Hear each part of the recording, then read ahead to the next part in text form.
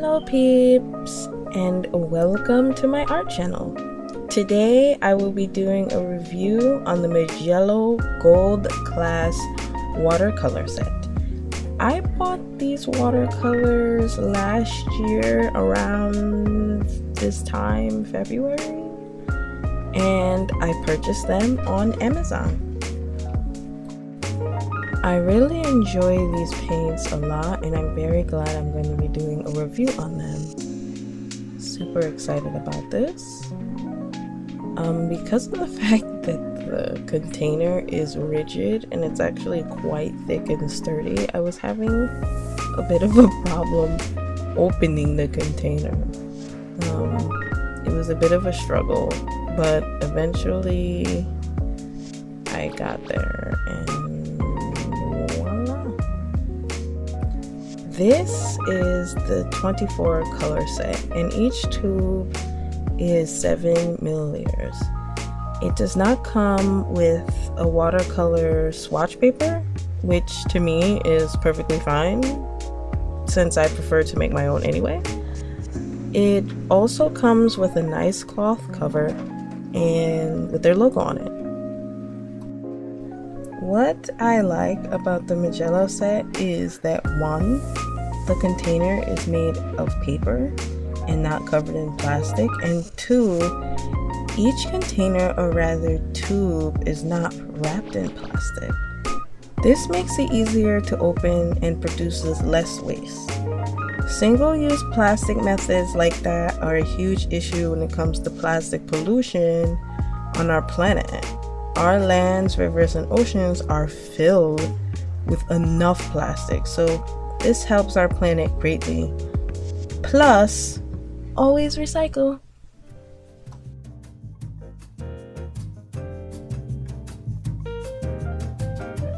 Within the top of the paint container is a list featuring all the paints within the set, telling their names and code numbers. When it comes to tubes of paint, they do this so if you run out of a tube or more, you can always buy them as individuals. Another thing I enjoy about Mijello paints is that they are non-toxic. They are specifically free of chemicals such as formaldehyde and cadmium. Formaldehyde is a chemical used as a preservative in makeups and skincare products, as well as to embalm and preserve dead bodies. And cadmium is a soft metal from zinc ores. It's used in pigments to produce bright yellow, orange, and red colors. Cadmium is also used to make rechargeable batteries and as a plastic stabilizer. Both chemicals contain highly toxic compounds and are known to cause cancer, skin, heart, brain, fertility, and respiratory issues. Yikes! I'm so glad Mijello doesn't put these chemicals in their paints. Real quick guys, as you can see, I made my own swatch and I put the colors from most opaque to least, and as you can see, the colors are very saturated and very vibrant. They're very nice, as you can see. Okay, now we can officially start the fun time. On to the painting. Back to the chemicals. I really don't understand why they have to add such dangerous chemicals to paints or just products in general. I mean, learning about this makes me wonder if they are putting these in children's paints, you know, like Crayola, the ones that we like go to Walmart or something real quick to get for our like nieces or, you know, children or something. It's just, you know. And or like, you know, learning that cadmium is a plastic stabilizer. Is this in our plastic water bottles we drink from? You know, when you're buying products, you know, art supplies and stuff like that, I know a lot of times we see our favorite artists and we're like, okay, I'm gonna get those. And that's fine, but make sure that we look up these products to make sure that we're safe. They are safe, excuse me, because sometimes I don't think, learning about what I just learned, I don't think sometimes they're safe. So make sure that you look up those chemicals of the brands or something, or even email them and ask them, guys. Safety first, always.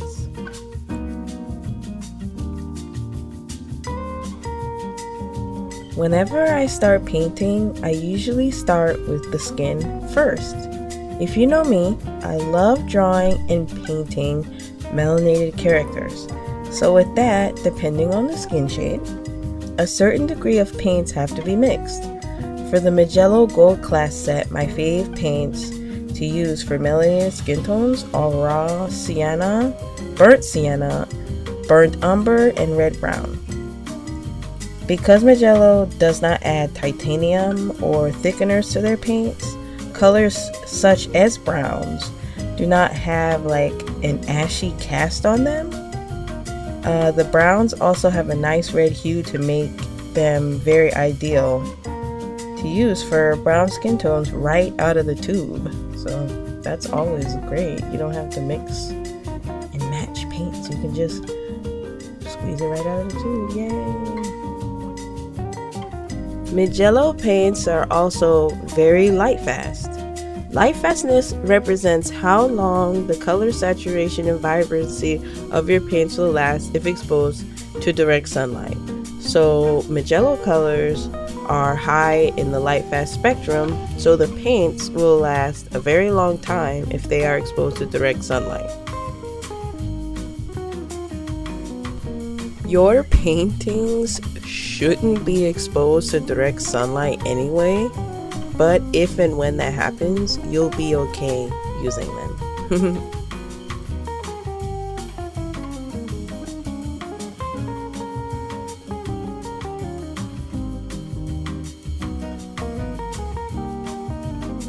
What I also enjoy about the Mijello watercolors is that they are free of granulation.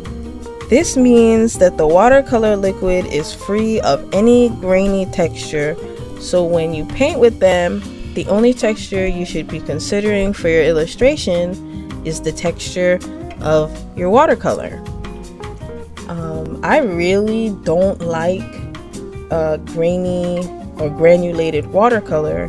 There was this brand that I got, it's called Shin Arts or something like that. I don't remember exactly the name, but I know it had Shin and Arts in it. And the texture of it was very grainy. Like even when I made the swatch for all the colors, and it was the 24 color set that I got, you could even see like the granulations in the swatch, and I was just like, this isn't the best, and I ended up giving it away. But yeah, granulation is not, at least for me personally, I don't like granulation in my watercolor pieces. Not for me.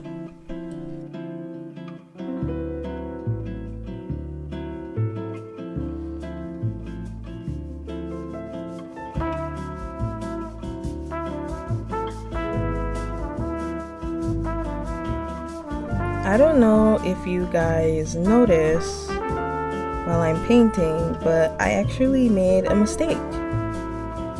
Sometimes when I paint, well, let me tell you where it's at, around the mouth area and the shoulder, there's a concentration of paint.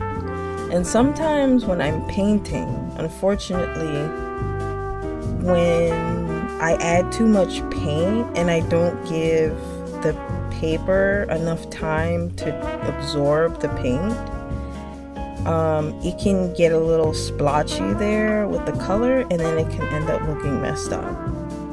And sometimes I also am a bit heavy-handed, and I also brush too hard, and I'm still working on that when it comes to the illustration. That is another reason why I always use a blow dryer when I'm painting, to dry the paint quickly. So I didn't have it this time, unfortunately, but it still came out beautiful.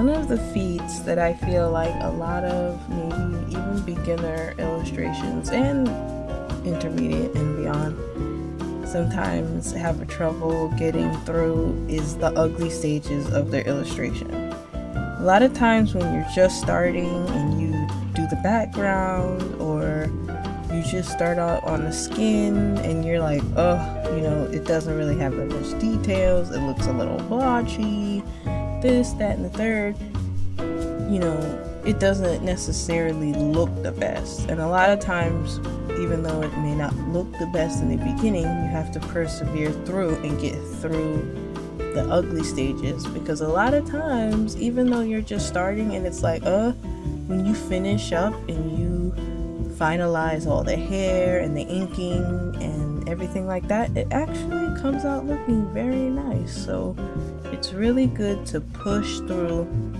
the ugly stages.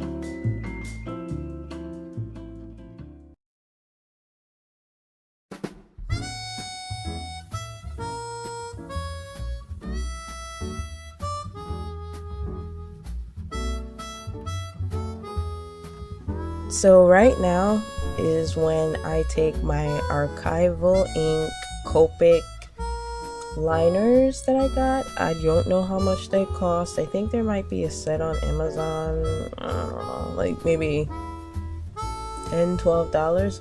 I could be wrong. I'm not 100% sure. These were given to me, so I don't know how much they cost, but I know that they're really good when it comes to lining. The ones that I do own, I know they have them in red, I think, but the ones I do own are the ones in black and brown. And anyone who knows anything about my illustrations knows that I really like to line my illustrations with color. I really think that it really makes the illustration pop when you line it with color versus just leaving it black or whatever, just one single color. Currently I use the Zig Kuretake clean brushes to line my illustrations. Yes, you can also use the Mijellos because they are very concentrated and nice, and sometimes I do use them.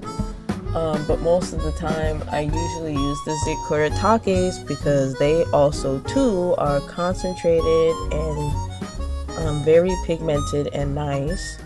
And the brushes are really nice. They're clean, they're very sharp. The brushes are very sharp ended, so you can get tiny intricate details, and they last a very long time. So those are the ones that I use to add intricate details.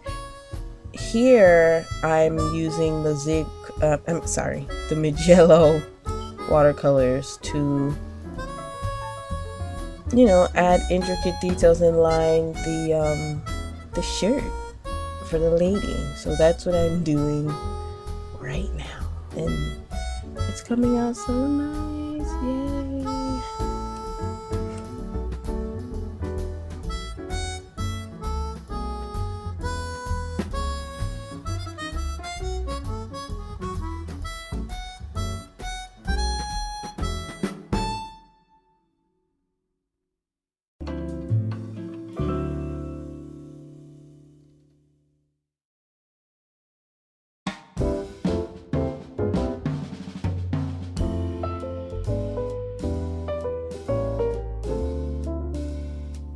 Also, real quick, I do not know how much the Zig Kuretake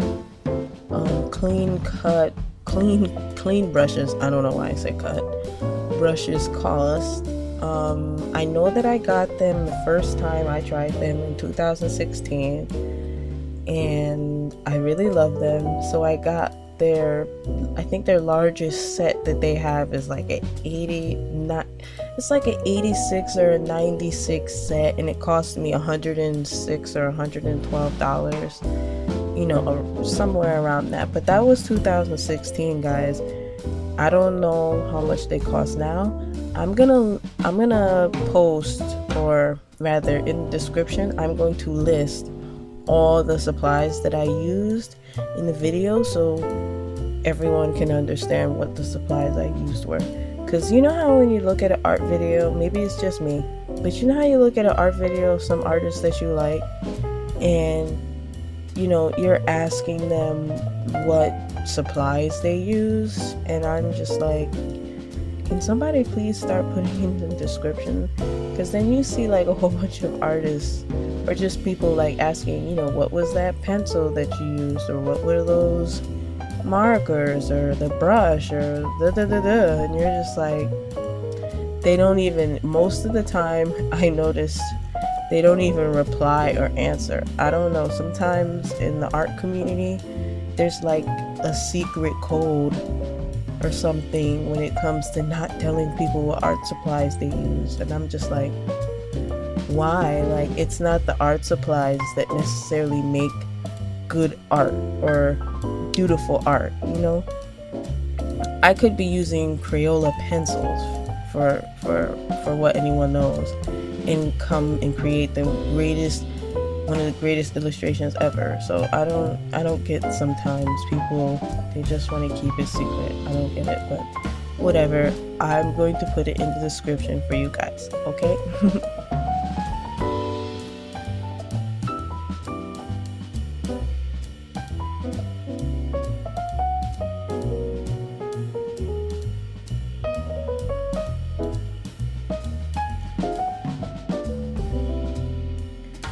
So right now I'm adding the nice gold accents. That's one of my favorite parts of painting, with the Coliro mica paints. If I said the name wrong, remember, I'm gonna put it in the description. But yes, they're really nice. I actually just recently got these ones a couple of months ago. Actually, I got them last year before Inktober, because I used them during Inktober. So yeah, they're really nice too. I'll do a whole nother review on them and everything like that. But yep, just finalizing and adding the nice gold accents. Like, this is one of my favorite parts, because when it's all done, you add the gold and let it dry, and it looks all pretty and nice. Yeah, I love this part. This is my favorite part of illustrating.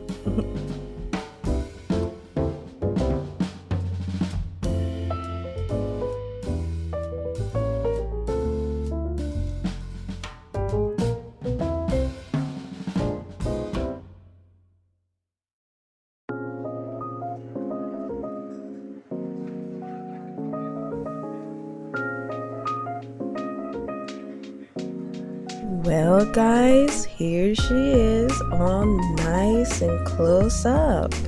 Thank you so much for taking the time to watch my videos. I will definitely be making more soon. Take care.